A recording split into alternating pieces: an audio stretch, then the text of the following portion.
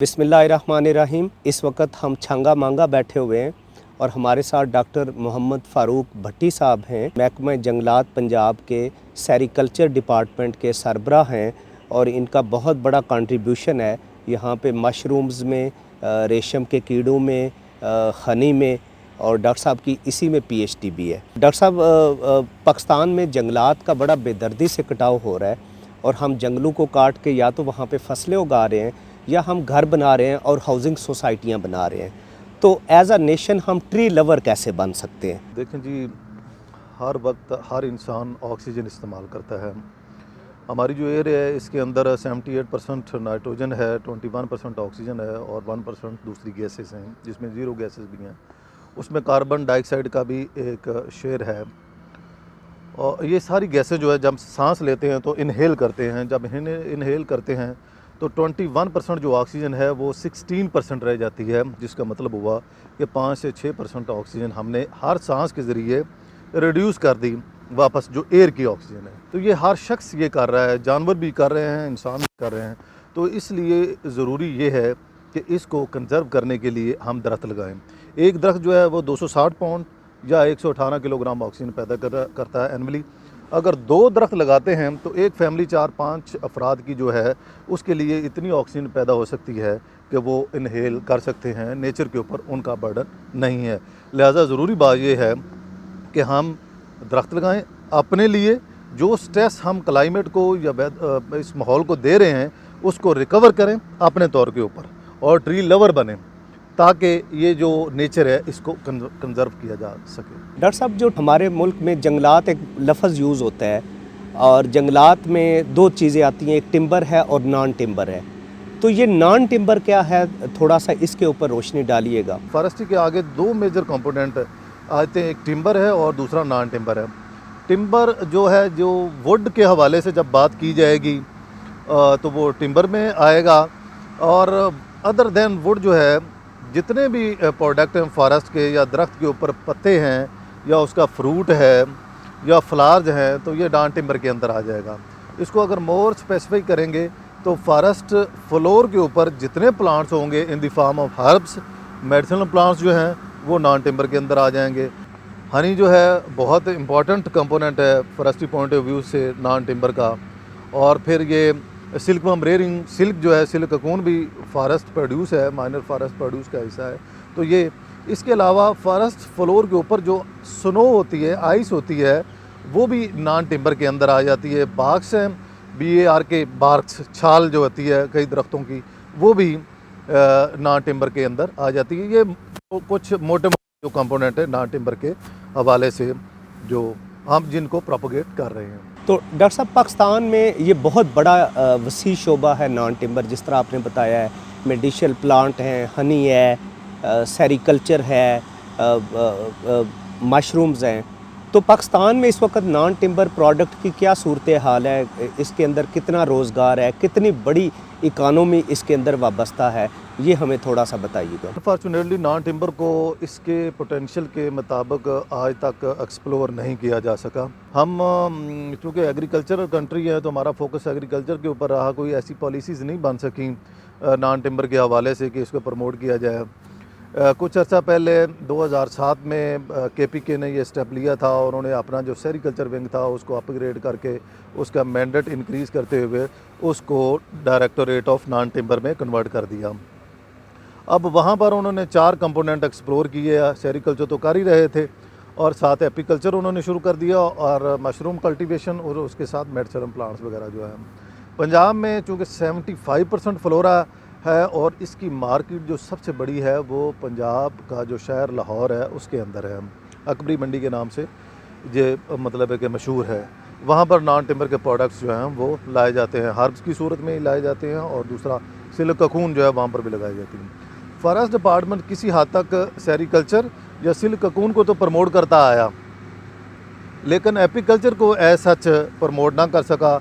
ना फॉरेस्ट में जो हमारे हर्ब्स हैं, मेडिसिनल प्लांट्स हैं, उसको कर सका। एरोमेटिक प्लांट्स हैं, एस्थेटिक प्लांट्स हैं, कुछ ऐसे प्लांट्स हैं जिनको नहीं कर सके।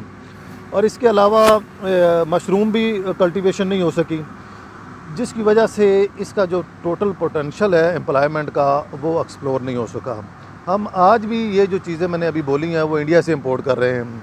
बाकायदा तौर पर लाहौर में एक इंडियन बाज़ार है, वहाँ पर ऐसे प्रोडक्ट्स आते हैं। अकबर मंडी के अंदर भी ये सारी की सारी चीज़ें बाहर से इंपोर्ट हो रही हैं, जो हालांकि हमारे पाकिस्तान के अंदर प्रोड्यूस हो सकती हैं बड़ी आसानी से, लेकिन हमारी जो कंसंट्रेशन है इसके ऊपर आज तक आई नहीं है कि हमने NTFP प्रमोट करने हैं।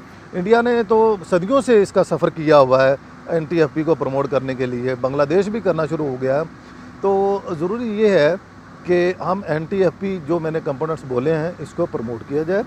इसके अंदर एक कंपोनेंट को देखें, अगर हम सेरिकल्चर को देखते हैं तो इसके अंदर 6,70,000 फैमिलीज़ को रोज़गार देने का पोटेंशियल मौजूद है, क्योंकि आपका 67 बिलियन रुपए का सिल्क जो है बाहर से इंपोर्ट हो रहा है, और आपका टेक्सटाइल सेक्टर जो है मेजर इंपोर्टर है सिल्क का। और सिल्क कहाँ से इंपोर्ट हो रहा है? आपका चाइना से हो रहा है, सेंट्रल एशियन स्टेट से हो रहा है, इंडिया से भी हो रहा है, जापान से भी हो रहा है, और बाकी कई मुल्कों से आपका सिल्क जो है वो डायरेक्ट या इनडायरेक्ट फॉर्म के अंदर प्रोसेस या अनप्रोसेस जो है वो इंपोर्ट हो रहा है। तो अगर हम वो सिल्क जो है रोक लेते हैं तो हम वही अपने मुल्क में पैदा करना शुरू कर देते हैं, तो वो 67 बिलियन जो हमारा बच जाएगा वो हमारी 6,70,000 फैमिलीज़ जो पुअर फैमिलीज़ होंगी, मार्जिनलाइज कम्युनिटी होगी, उसको रोज़गार मिल जाएगा 1 लाख रुपया सालाना के हिसाब से, सिर्फ साल में 2 दफ़ा सिल्क वर्म ब्रीडिंग करने के ज़रिए। दूसरा कंपोनेंट है एपीकल्चर का, हनी बी कीपिंग भी ये तो कहते हैं। 75% फ्लोरा पंजाब के अंदर है और कंडूसिव एनवायरनमेंट है। फॉरेस्ट डिपार्टमेंट अगर इसको प्रमोट करता है हनी बी प्रैक्टिसेस को, तो हमारी जो एनुअल रिक्वायरमेंट है पाकिस्तान की वो तकरीबन 3.5 लाख मेट्रिक टन है हनी की, लेकिन हमारी प्रोडक्शन जो है वो 12-14 हज़ार kg है, वो भी KPK प्रोड्यूस कर रहा है। अब इतना बड़ा पोटेंशियल है इसके इस सेक्टर के अंदर भी एम्प्लॉयमेंट का। अगर लोगों को हम ट्रेनिंग देते हैं हनी बी कीपिंग के ऊपर, जो कि हमने अभी शुरू कर दी है, और उनको एंगेज करते हैं और डब्बे वगैरह लेकर को उनको सब्सिडाइज रेट के ऊपर हम कुछ देते हैं एक ट्रेंड डेवलप करने के लिए, और उनको उसके बाद एक परमिट इशू कर देते हैं, तो हमारी सरकारी जो प्लांटेशंस हैं उसके अंदर नहरों के, खालों के किनारों के ऊपर अगर वो डब्बे रख कर बैठ जाते हैं, एक तो वो फॉरेस्ट को प्रोटेक्ट करने के हवाले से भी अपना रोल अदा कर सकते हैं। अगर टर्म्स एंड कंडीशन इस तरह की बनाई जाती हैं कि वो जिस कंपार्टमेंट में बैठे हुए हैं उनका बंदा जो है हमारा डैमेज कंट्रोल भी देखेगा इधर उधर, और फिर वो रिपोर्ट भी करेगा हमारे जो वहाँ का लोकल जो गार्ड है, स्टाफ है उसको, और वो गवर्नमेंट को permit in the form of revenue भी आ जाएगा परमिट की फॉर्म में। एक डब्बा जो है 20 किलो तक शायद पैदा करता है एक सीज़न के अंदर। अगर 2-3 सीज़न मिल जाते हैं, फ्लोरा उसी हिसाब से लगाया जाता है, तो वो डब्बे साल का ज़्यादा पीरियड जो है वो एक प्लांटेशन के अंदर रहेंगे। उसको शिफ्ट करने की, रोटेट करने की ज़रूरत कम रहेगी। स्मॉल स्केल के ऊपर रूफ टॉप गार्डन के तौर पर मेडिसिनल प्लांट्स जो है वो लगाए जा सकते हैं। कनालों के अंदर 1 कनाल 2 कनाल या मरलों के ऊपर भी लगाकर छोटे मोटे जो मेडिसिनल प्लांट्स है, जिसमें अलसी है, तुलसी है, स्टीविया है, ज़ीरा है, इसके अलावा ये जो एलोवेरा है, और या दूसरे कई ऐसे मेडिसिनल प्लांट्स है वो लगाए जा सकते हैं मार्केट पोटेंशियल के हवाले से। इसी तरह करके तो वो भी वहाँ से भी एम्प्लॉयमेंट जनरेट हो सकती है। तीसरा कंपोनेंट है मशरूम कल्टीवेशन का, जो शहरों के अंदर हमने इंट्रोड्यूस करवा दिया है। पहले तो उसको फॉरेस्ट फ्लोर में मशरूम जो नेचुरली ग्रो कर रही हैं उनको आइडेंटिफाई करने की ज़रूरत है, और इसके ऊपर सर्च की भी ज़रूरत है। जब आइडेंटिफिकेशन हो जाती है तो नेचुरली हमारे पास ऐसी मशरूम है जो 10-10 हज़ार रुपये किलो के हिसाब से हैं, या इससे भी ज़्यादा तादाद में। रशी मशरूम जो है बहुत महंगी है, वो भी हमारे फॉरेस्ट फ्लोर में मिल सकती है। इस आस्टर मशरूम तो कॉमनली पाई जाती है। तो ये चीज़ें हैं नॉन टिम्बर फॉरेस्ट प्रोड्यूस के हवाले से। इस वक्त फॉरेस्ट डिपार्टमेंट के पास जो सबसे इम्पॉर्टेंट अपॉर्चुनिटी है मुल्क को सर्व करने की, वो NTFP को प्रमोट करके रोज़गार क्रिएट करना है फॉर कम्युनिटी के लिए। डॉक्टर साहब, जब हम बचपन में थे तो एक ज़राअत की किताब हम पढ़ते थे और उसमें हम रेशम के कीड़े पढ़ते थे। तो ये कसूर ज़िला में हम बैठे हुए हैं, और कभी कहा जाता है कि 1970 में, 1980 में इस ज़िला के जो आधे लोग होते थे उनका रोज़गार इन रेशम के कीड़ों के साथ वाबस्ता था। ये कैसे तनज़ली का शिकार हुई और इस वक्त आप क्या स्टेप्स ले रहे हैं कि इन सेरिकल्चर या रेशम के कीड़ों को इसकी रिहेबिलिटेशन के लिए क्या करने जा रहे हैं? ये इंडस्ट्री 70s 80s तक काफ़ी डिक्लाइन की तरफ गई। 90s में बहुत ज़्यादा इस पर डिक्लाइन आया और फिर उसके बाद ये सनत जो है ना होने के बराबर रह गई। हमने 2010 के बाद इसको रिहेबिलिटेट करना शुरू कर दिया फॉरेस्ट डिपार्टमेंट ने। अब हम मतलब है कि हमारे पास छांगा मांगा जो डिस्ट्रिक्ट कसूर है, इसके अंदर कम से कम 3-4 हज़ार फैमिलीज़ ऐसी हैं जो ट्रेंड है। उनको ट्रेनिंग देने की कोई ज़रूरत नहीं है, ऑलरेडी ट्रेंड है।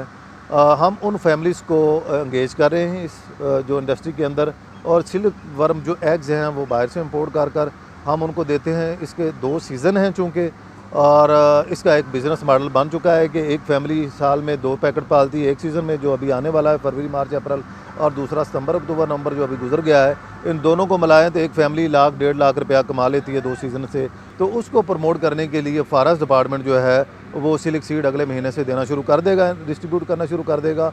और उसके नतीजे में 1 महीने की एक्टिविटी के बाद जो घरों में लोग, चूँकि ये ज़्यादातर कॉटेज इंडस्ट्री है, लोग घरों के अंदर रेशम के कीड़े पालते हैं, 150 रुपये का फॉरेस्ट डिपार्टमेंट परमिट देगा। लोग जो है पूरा सीज़न पत्ते जो है वो प्लग करके अपने घरों में ले जाएंगे और रेशम के कीड़े पालते रहेंगे।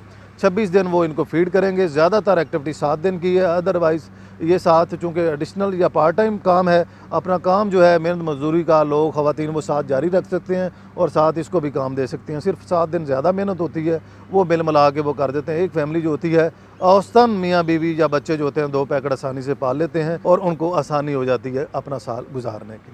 इकानमी इसके अंदर वाबस्ता है और बदकिस्मती से शायद हमारी रिसर्च उस लेवल पे नहीं है। तो आप थोड़ा सा हमें बताएं कि हमारी यूनिवर्सिटीज़ को और हमारी जो रिसर्च है उसको इस पे कैसे आगे मूव करना चाहिए कि हम अपनी यूथ को बहुत अच्छे तरीके से इसमें रोज़गार दे सकें और ये एक बहुत बड़ा हमारी इकानमी का सनत का हिस्सा बन सके। रिसर्च पॉइंट ऑफ व्यू से हमारा जो मुल्क है बहुत वीक है, एक्सपर्ट्स की कमी है। इस सेक्टर के ऊपर आज तक रिसर्च वर्क नहीं हो सका। ज़रूरी चीज़ ये है कि शॉर्ट टर्म के ऊपर तो हम सिल्क सीड और स्पान और वो जो उसका सीड है हर्ब्स का वो इंपोर्ट कर सकते हैं, और कुछ लोकल लेवल के ऊपर भी मैनेज किया जा सकता है हर्ब्स का सीड के बारे में। लेकिन in the long run, long term के ऊपर हमें इंपोर्ट के ऊपर रिलायंस नहीं करना चाहिए होगा। हमें सेल्फ सफिशेंसी की तरफ आना चाहिए होगा सीड प्रोडक्शन के हवाले से।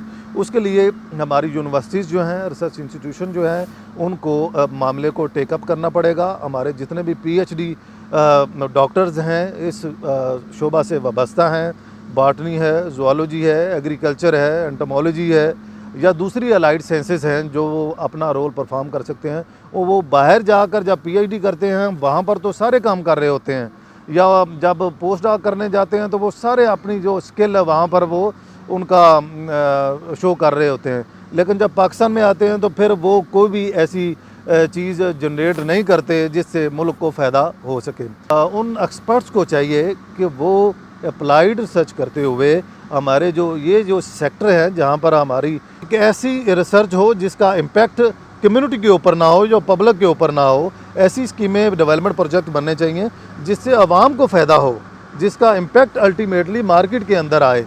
तो ये ऐसी स्कीमें बनेंगी तो फिर हम जो है सेल्फ सफिशिएंसी की तरफ आएंगे। डॉक्टर साहब, मैं आपका पाइड की तरफ से बहुत ज़्यादा मशकूर हूँ। अगले एपिसोड में हम किसी और टॉपिक को लेके आएंगे।